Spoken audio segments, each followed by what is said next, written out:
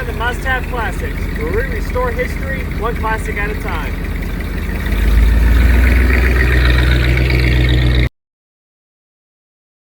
Welcome back to Must Have Classics, and welcome to another episode of our 1977 International Scout II restoration. This episode is the episode a lot of us have been waiting for. I know I have personally been waiting for it, and I am finally going to get this thing driving down the road. I know I said I was going to a couple episodes ago, but you know, things happen. But at least we got it running, and it's still running great. I've done a few things to it, but not too much. Of course, you can see it now. It's got the primer and everything as you saw in the last episode. And now's where we're going to start moving forward and getting all the drivability parts going on it. So we need to do the rear brakes. I've got the drive shafts. I actually sent those off, and the front one is brand new. They had to rebuild it because the other one was too bad. The rear one, they did new U-joints, got it balanced out, made sure everything's real nice. Worked out really well for me, and gave us real nice drive shafts to put under this thing. So we need to get the rear brakes done, fuel tank in, drive shafts in. I need to hook up the clutch and make sure that's going good. And then of course finish up the bleeding the brakes and everything. Nothing too bad. I've already got a lot of this plumbed, so this shouldn't be too bad. And then hopefully, and by I mean hopefully because I really hope so, but we'll get this thing driving down the road at the end of this episode. And one way or the other, we probably will anyways in this episode. So first off, let me get started by finishing up these rear brakes. I'm pretty sure I have everything now. We'll find out in a minute. I had to get different shoes, different drums, and I got those in. I also got the brake line. So I'm gonna get these rear brakes built first, and then I'll move on and get the brake lights done. And then from there, I'll probably get the drive shafts in, and then start moving on the front end and get the clutch in, and then finish actually doing the steering. Because if you notice, I don't really have that done yet. I've got all this ready to be replaced and all that. So I'll just have that where at least the wheels are together and those turn. I know they're not done in there properly right now, and that's okay. We'll get that taken care of. And then I also have the part to fix the bent steering. If you saw that in a previous episode, I showed you where that steering column was actually bent. So we'll get that fixed as well. It shouldn't be too much, but we'll definitely get going on it. So let me get these rear brakes started on, and we'll keep on going from there.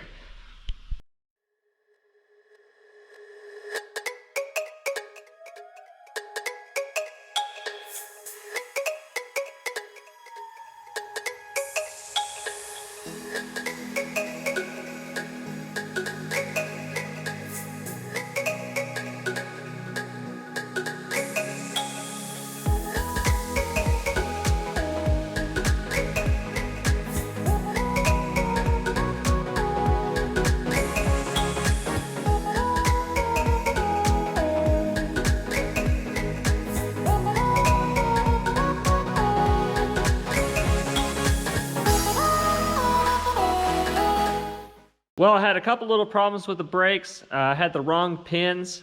They were too long because I had them for the other brakes that I had before. And then I also had a couple of issues with the self-adjuster.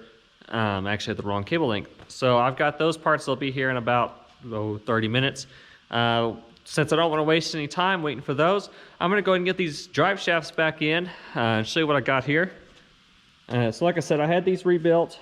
The front one's brand new. Rear one was rebuilt. They balanced it, new U-joints, got everything cleaned up real nice. I had it done at Inland Parts and Service in Lubbock. So if you're in this part of Texas and you need something done, I highly recommend them. But now I'm going to go ahead and get these in. Should be pretty straightforward. I've got the hardware for it. So I'm going to go ahead and pop these drive shafts in. I should have enough play, even though we did a little bit of a lift, that it shouldn't be any problem. And then from there, by the time I get those in, I should be able to go to the parts house, get the parts I need for the rear brakes, and get those in right after.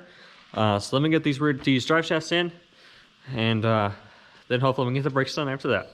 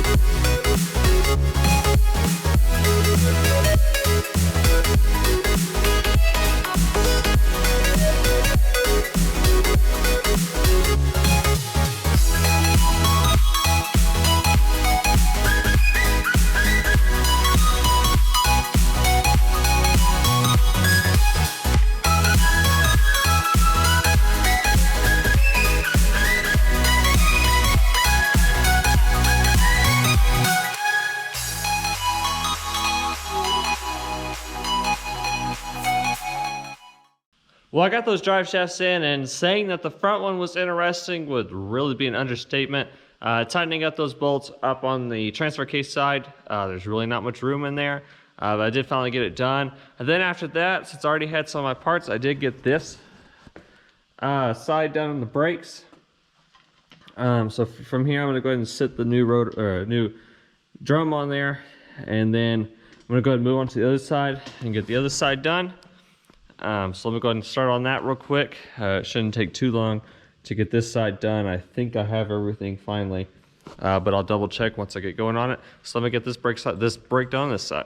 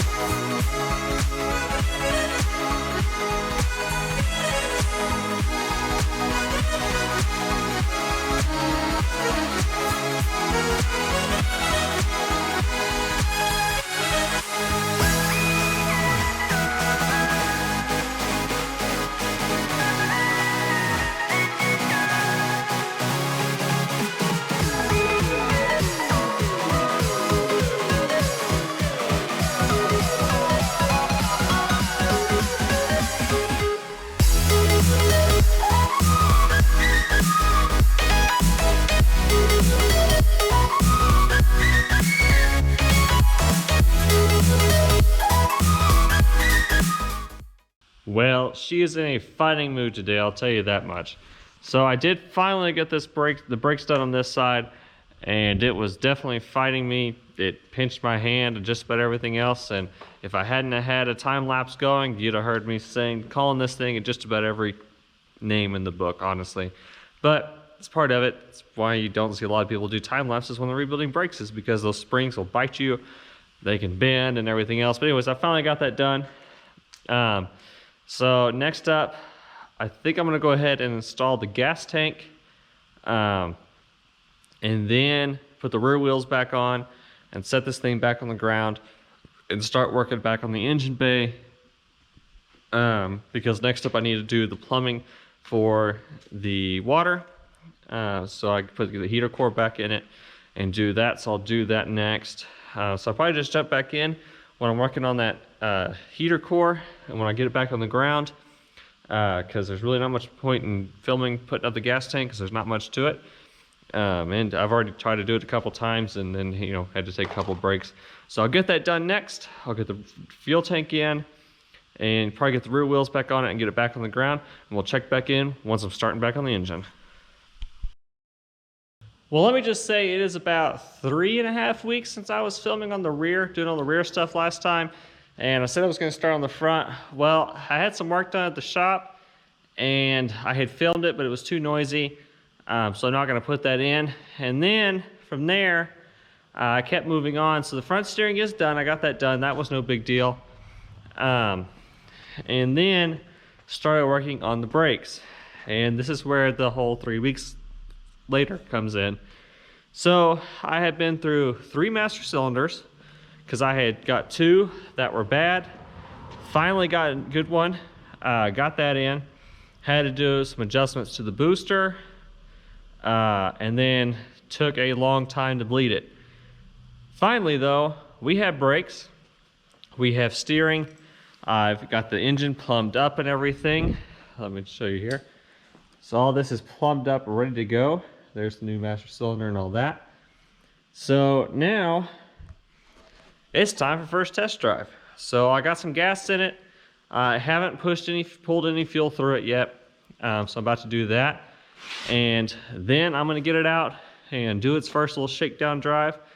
I think we're gonna have at least one problem already, and that's that the radiator is seeming like it has a small leak in it. But I'm gonna check and see. It may have been residual. I don't know, I may have spilled when I was filling it up or whatever, but we'll check in just a little while when we get it running and driving. So that's where we're at. It's time, finally time. I know I've talked about this for the last couple episodes about first test drive, but that time is finally here. So let's get this thing out and we'll check back in, hopefully, with it driving.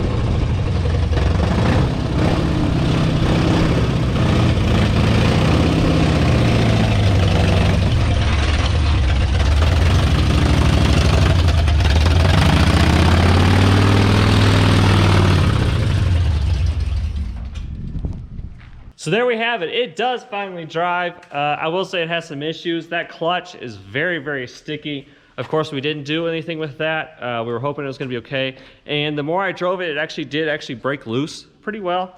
So I'm not too worried about that. I'll drive it some more. One issue I thought we were gonna have is accurate. We do have a radiator leak, and it's down in there. So I'll probably have to pull the radiator off and get it sent out and get it rebuilt. Because I really don't want to buy a new one because they're not cheap. Other than that though, it did pretty well. Looking around, just double checking. Brakes are still kind of iffy, so I'll have to go through and fix some of that. And I'll do a few other things and do a couple more test drives before we get it ready to go. But that'll do it for today's episode. If you liked what you saw, please leave a like, please leave a comment. Let you know what you'd like to see us do next. We've got quite a few more projects you've probably seen as me walking around right here. As always, please check us out on Instagram at Must Have Classics and Facebook at Must Have Classics Ralls, R-A-L-L-S. But that'll do it for today. Please subscribe to the channel if you haven't already, and we'll see you back in the next episode. And just remember, as always, get those classics out and enjoy as much as you can.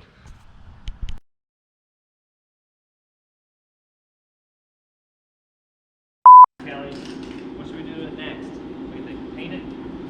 Huh? What do you think? Is it run good enough for you? Yeah, say hi.